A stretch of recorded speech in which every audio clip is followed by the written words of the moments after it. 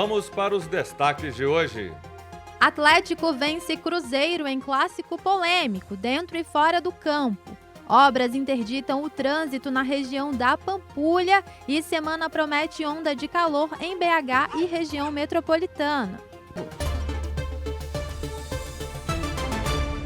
Tem previsão de muito calor durante a semana em BH. Quem explica pra gente é o meteorologista Claudemir de Azevedo. E ao longo da semana, a tendência é de elevação das temperaturas em função da intensificação de uma massa de ar quente. Assim, a tendência é que tenhamos temperaturas acima de 30 graus em Belo Horizonte nos próximos dias e a temperatura máxima, principalmente no final de semana, pode chegar aos 34 graus na capital mineira e também na região metropolitana.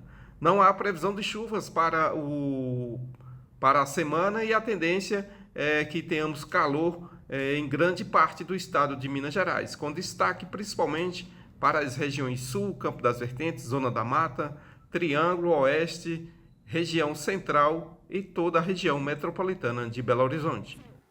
Ô, Júnior, quem que vai aguentar isso, né? Uma hora é chuva danada, daqui a pouco calor danado. A voz da gente já tá daquele jeito, né? Eu terminei a semana sofrendo com a voz, não tá fácil não. Pois é, e aí, gente, fica o convite para você que é idoso, tem criança, né, gente? Tem que reforçar a hidratação mesmo. Verdade. Agora que os meninos voltaram para a escola, mandar aquela garrafinha de água. É o que a gente pode fazer, porque agora o tempo está assim, esses extremos climáticos completamente malucos, a gente não tem como prever como é que vai ficar o tempo, Tem que né? se cuidar e quem não estiver bem, procurar um médico, porque às vezes vira uma infecção, então você tem que estar muito atento e o principal você falou, hidratar, ainda mais o idoso.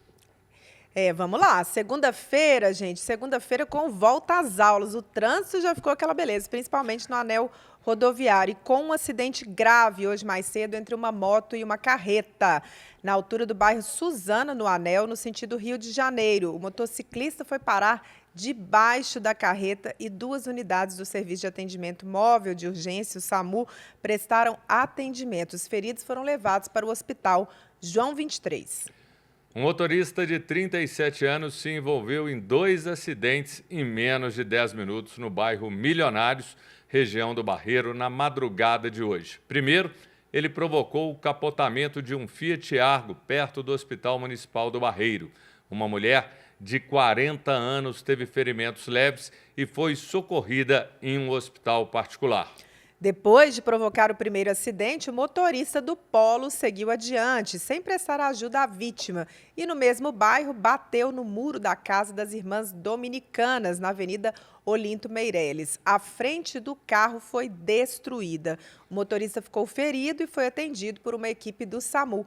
Ele apresentava indícios de ter ingerido bebida alcoólica e não conseguiu responder aos questionamentos da equipe médica, antes de ser encaminhado ao Hospital João 23. Em outro acidente, uma motorista de 53 anos morreu afogada depois que o carro dela caiu no córrego do Onça, na altura do bairro Ribeiro de Abreu, na região nordeste de Belo Horizonte, na noite desse domingo. A PM e o Corpo de Bombeiros vasculharam o local do acidente e encontraram o veículo a uma profundidade de 3 metros. A morte da mulher foi constatada pelo SAMU e o corpo levado para o IML. Segundo informações da ocorrência, o carro pertencia ao namorado da vítima e caberá a ele providenciar a retirada do automóvel do córrego do Onça. 2 pessoas morreram em uma batida entre 2 carretas na BR-251, na altura de Francisco Sá, no norte de Minas, na tarde deste domingo. De acordo com o Corpo de Bombeiros, depois do choque, uma das carretas pegou fogo, o que dificultou o socorro às vítimas. As causas do acidente ainda são desconhecidas. A Polícia Militar Rodoviária apreendeu cerca de 16.500 comprimidos de êxtase e 1 quilo de uma droga sintética conhecido como droga do amor, em um ônibus que vinha do Rio de Janeiro para Belo Horizonte. Os entorpecentes estavam com uma passageira carioca de 19 anos. Ela confessou aos policiais que ganharia cerca de R$1.000 para transportar a droga avaliada em mais de R$1 milhão. A suspeita foi encaminhada para a delegacia da Polícia Civil. A Prefeitura começa a entregar amanhã as credenciais para ambulantes que vão trabalhar no Carnaval de Belo Horizonte. O repórter Newton Lopes traz os detalhes. A Prefeitura de Belo Horizonte inicia nesta terça-feira, dia 11, a entrega das credenciais dos ambulantes que vão trabalhar no Carnaval 2025. O atendimento aos profissionais segue até o dia 15 de fevereiro, sempre das 8 da manhã até às 5 da tarde, no Expo Minas, no bairro Gameleira, na região oeste da capital. O ambulante deve apresentar um documento de identificação oficial com foto e o número do protocolo gerado no cadastro. A credencial é pessoal e intransferível e dá ao ambulante direito de circular exclusivamente pelos desfiles de bloco de rua entre 15 de fevereiro a 9 de março, período oficial do evento na capital. A Prefeitura também reforça que a capacidade de atendimento para a entrega das credenciais será de até 2.800 credenciais por dia. Dúvidas podem ser esclarecidas pelo e-mail diretoria.belotur@pbh.gov.br. Repórter Newton Lopes. Obrigado, Newton. O Ministério Público acionou a Justiça para que a Polícia Militar use câmeras corporais em suas ações diárias.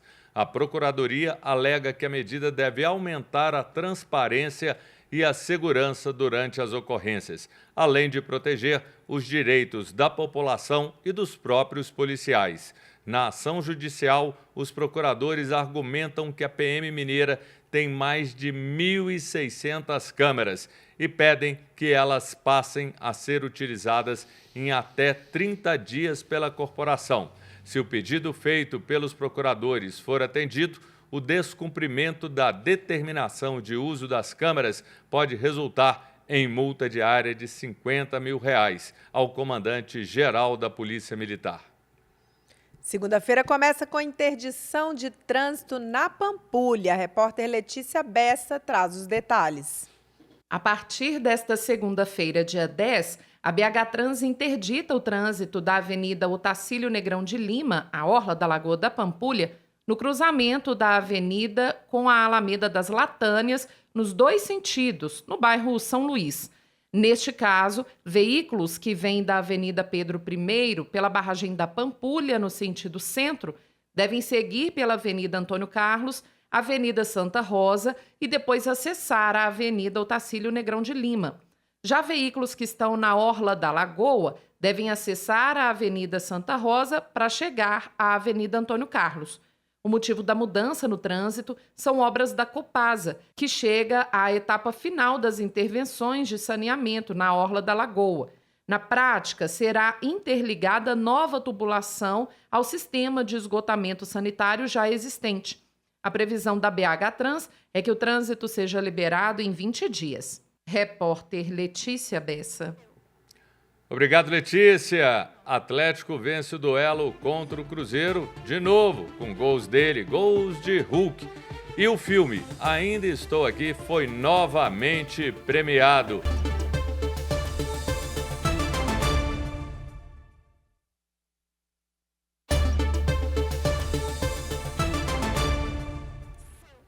Com 2 gols de Hulk, o Atlético venceu o Cruzeiro no Mineirão por 2-0. E o clássico continua rendendo. A arbitragem deu o que falar, sendo muito contestada pelos cruzeirenses. E hoje tem a apresentação do novo técnico do Cruzeiro, Léo Jardim. Nesta quarta, tem a última rodada da primeira fase do Campeonato Mineiro e vai pegar fogo. Quem conta tudo é a repórter Sara Zeferino, direto da redação. Boa tarde, Sara. Boa tarde, Brasil. Boa tarde, Juliana. A todos que nos acompanham aqui no Rede Notícia. O clássico acabou ontem, no fim da tarde, mas continua repercutindo bastante, viu? O Atlético saiu vencedor no Mineirão, que teve torcida única do Cruzeiro, mais de 60 mil torcedores cruzeirenses presentes no Gigante da Pampulha e assistiram o Hulk marcando mais gols para cima do Cruzeiro. O lance foi marcado, claro, o jogo, né, foi marcado por polêmicas da arbitragem.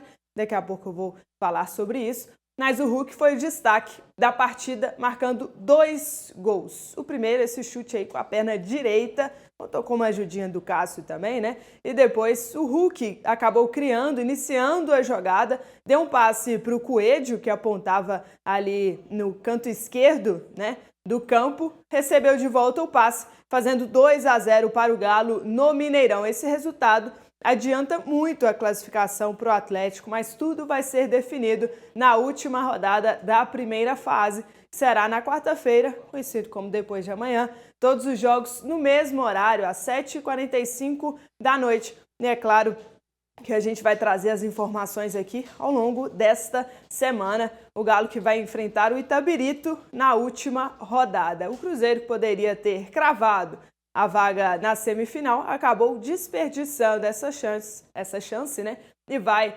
encaminhar a classificação, cravar a classificação se vencer na próxima quarta-feira, porque perdeu a oportunidade, inclusive, de ser líder geral do Campeonato Mineiro. Por falar em Cruzeiro, está repercutindo muito, né? O clube tem se manifestado contra a atuação da arbitragem no clássico contra o Atlético. E na manhã desta segunda-feira, o Cruzeiro protocolou na Federação Mineira de Futebol e na Comissão de Arbitragem uma queixa formal a respeito da atuação dos árbitros, sobretudo do VAR, comandado pelo Rodolfo Toschi Marques, na partida desse domingo. O Cruzeiro acredita que o VAR deveria ter analisado o lance do Lianco contra o atacante cruzeirense Dudu. E o Cruzeiro ainda afirma que solicitou todos os áudios da comunicação entre o VAR e o árbitro em campo acerca do lance em questão, né, entre Lianco e Dudu,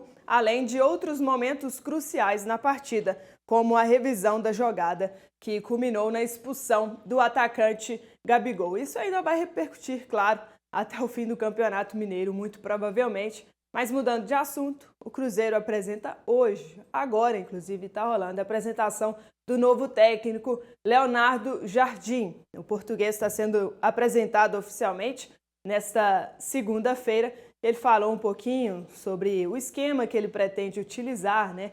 Falou que os jogadores também têm que se adaptar conforme o jogo, conforme o adversário, e que ele, como técnico, por não ter feito a montagem desse elenco, vai precisar se adaptar às peças que ele tem hoje no Cruzeiro. Júnior, Brasil e Juliana, eu volto com vocês. Obrigada, Sara. Olha só, briga entre torcedores de Atlético e Cruzeiro deixa pelo menos 6 pessoas feridas. O repórter Giovanni Rodrigues traz os detalhes. 6 pessoas foram presas depois de uma briga generalizada entre torcedores do Cruzeiro e Atlético ontem, na Avenida Álvaro Camargos, no bairro São João Batista, em Venda Nova, horas antes do jogo entre as duas equipes no Mineirão. Imagens nas redes sociais mostram que a briga envolveu dezenas de pessoas. Segundo a Polícia Militar, as 6 pessoas presas tiveram antes que receber atendimento no Hospital Risoleta Neves. No local do confronto, foram apreendidos 8 foguetes, 3 barras de ferro, um soco inglês e uma bomba caseira. O histórico de brigas entre as torcidas do Cruzeiro e Atlético é frequente. Em março do ano passado, durante o Campeonato Mineiro, um cruzeirense morreu num desses confrontos. 2 atleticanos foram presos por homicídio. Na época, outros 3 torcedores ficaram feridos. Devido à repetição das brigas, o Ministério Público de Minas baniu a Galocura e a Máfia Azul dos estádios por 2 anos. Os jogos de Atlético e Cruzeiro, por acordo entre os clubes, também passaram a ter torcida única, como aconteceu neste domingo no Mineirão. Repórter Giovanni Rodrigues. Obrigado, Giovanni. A Polícia Civil instaurou um inquérito para investigar os suspeitos de participarem da briga. 5 envolvidos foram ouvidos e liberados, e outros 2 ainda devem prestar depoimento. Peritos estiveram no local do confronto para coletar provas que serão anexadas ao inquérito policial. Juliana, amigos e amigas, eu vejo que isso são marginais, bandidos, vândalos, tudo que você quiser nomear de negativo, e não torcedores. Eles usam a camisa, usam o amor ao clube para brigarem agredirem. Isso parece que nunca tem fim. O torcedor de bem, aquele que leva a família, que vai ao campo para curtir, apoiar o time, não entra nisso. Agora, enquanto não existir uma punição ao CPF, uma punição personalizada a quem faz isso, mas uma punição de verdade, todo jogo e a todo momento a gente vai repetir essas histórias. Ô, Júnior, eu acho que tem muita gente, sim, com esse perfil, mas eu acho que um pouco além, sabe? Eu acho que a gente normalizou um pouco tudo que é competitivo, como a gente viu na política também, né? Quando a gente tem essas divisões, as pessoas enxergarem o outro como inimigo. Não é culpa do esporte, o esporte é benéfico para a sociedade. Mas, infelizmente, as pessoas usam dessa tarja. Ah, você torce para outro time, você é meu inimigo. Perdeu aquela coisa desportiva de entender. Não interessa quem que ganha, quem que perde, perder faz parte do jogo. Você vê que, assim, mesmo essa atitude de ter uma torcida única, não adianta. Eles vão lá antes para poder provocar o outro. O terrível para essa história é quem está na rua, quem está esperando um ônibus e encontra com uma situação igual essa. Eu já passei por isso, é desesperador. Sempre quando tem jogo, eu evito até sair de casa, converso com meus familiares também e falo, olha, gente, vamos evitar sair de casa hoje por causa de clássico. Isso realmente é triste para a nossa população. Que sejam punidos, a gente precisa disso. Olha, hoje foi a vez dos alunos das escolas estaduais retornarem às aulas e foi bem visível o impacto no trânsito de Belo Horizonte. A repórter Erlaine Grace está no centro da cidade e fala da situação de momento para a gente. Boa tarde, Erlaine. Boa tarde, Juliana. Boa tarde, Júnior, e a todos que acompanham o Rede Notícia. Este ano, começam as aulas em mais de 3.400 escolas da rede estadual de ensino. O planejamento escolar já acontece há uma semana e o prazo para término das aulas é para o dia 17 de dezembro. Mas até lá, pais e alunos vão contar com diversas mudanças. Entre elas, o novo calendário de 2025, que este ano vai trazer novidades, como a realização de 2 simulados do Enem durante o ano letivo. Haverá também um teste de redação que ajudará a melhorar as habilidades de escrita dos estudantes. E o que não muda é a questão do trânsito. É comum que o retorno das aulas, que com esse retorno o trânsito fique lento em diversos trechos, os estacionamentos fiquem lotados, além das filas duplas. Então, é importante se programar, manter a calma no trânsito para evitar transtornos, né? E verificar também as normas de embarque e desembarque e manter a atenção, principalmente em relação às crianças menores. Só que a novidade que foi mais comentada aqui hoje é em relação ao uso do celular nas salas de aula. Este ano, né, é proibido, os alunos não podem mais fazer uso desse celular dentro das salas. E eu estou aqui com o Dirley Prates. Dirley, o que você acha aí dessa nova lei? Boa tarde, tudo bem? Eu acho certo. Horário de estudar, as coisas têm que ter tempo e hora para tudo, né? Eu acho que atrapalha um pouco o desenvolvimento, a criança fica entretida ali com o celular, mensagens, aplicativos que ficam apitando e é mais uma ferramenta para tirar a atenção delas da aula. Então eu concordo, acho que tem que ter, a gente precisa da comunicação com o filho, mas na hora certa, né? Pelo que a escola passou para a gente, o celular vai ficar desligado dentro da mochila e no final da aula ele liga o celular para comunicar com os pais na hora de ir embora, que é o correto. Certo, muito obrigada então pela sua participação. Então, e vocês, Júnior, Juliana, o que vocês acham aí dessa nova lei? Eu volto com vocês aí no estúdio. Obrigado, Erlaine. Certíssimo, né? Certíssimo. Eu acho que se você tiver o celular, ele te distrai. A gente já foi aluno também, e eu lembro que na minha época era o radinho que a gente levava às vezes para a sala de aula. Eu não levava não, eu Júnior. levava. Ela ficava lá no fundão e tal. Mas eu vejo o seguinte, hoje em dia, o celular ele vira quase que algo que está colado no seu corpo. É diferente daquele momento até que eu citei. Então, hoje o celular atrapalha muito. Eu penso que na hora da aula tem que ser, o aprendizado deve melhorar. Tem essa fé, viu? Aí, se a gente não tem disciplina, a gente que é adulto, às vezes, para usar o celular se perde, imagina as crianças e adolescentes. Eu estou botando muita fé nessa medida. O Sistema Fé Comércio de Minas Gerais vai ajudar deportados mineiros que estavam nos Estados Unidos. A repórter Milene Alves tem as informações. O Sesc Venda Nova, em Belo Horizonte, garantiu transporte, refeições completas, hospedagem e espaço de lazer aos repatriados mineiros que chegaram dos Estados Unidos e desembarcaram no Aeroporto Internacional de Belo Horizonte na última sexta-feira, dia 7.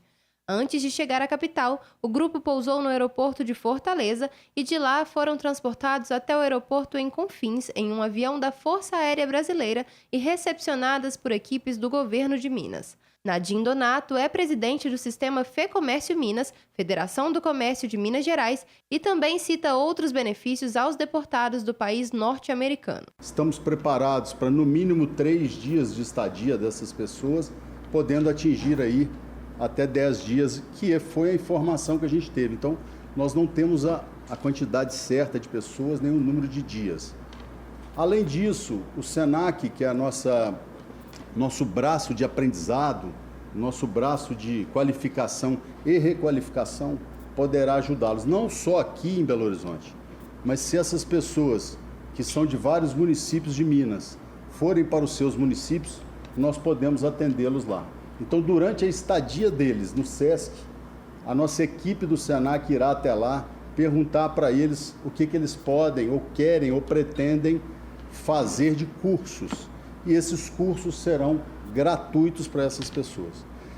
Nós, do comércio, entendemos que é a maneira que o empresariado tem de ajudar essas pessoas que têm o seu valor e que nós precisamos delas em Minas Gerais. Ao todo, 111 brasileiros foram repatriados dos Estados Unidos nesse último voo, entre homens e mulheres, adultos, adolescentes e crianças. Esse é o segundo voo com deportados do país norte-americano desde o início do novo governo de Donald Trump. O primeiro pousou em Manaus no dia 24 de janeiro. Repórter Milene Alves. De acordo com nota da Secretaria Estadual de Desenvolvimento Social, na chegada ao aeroporto de Confins, todos os brasileiros repatriados receberam acolhimento de órgão do governo e ganharam kits de alimentação e de higiene, além de transporte. Nesse acolhimento foram identificadas as famílias em vulnerabilidade sem recursos próprios que foram encaminhadas ao Sesc de Venda Nova, em Belo Horizonte, onde estão 9 pessoas hospedadas. O presidente dos Estados Unidos, Donald Trump, deve anunciar ainda hoje a adoção de tarifas de 25% sobre todas as importações norte-americanas de aço e alumínio. A medida atinge diretamente o Brasil.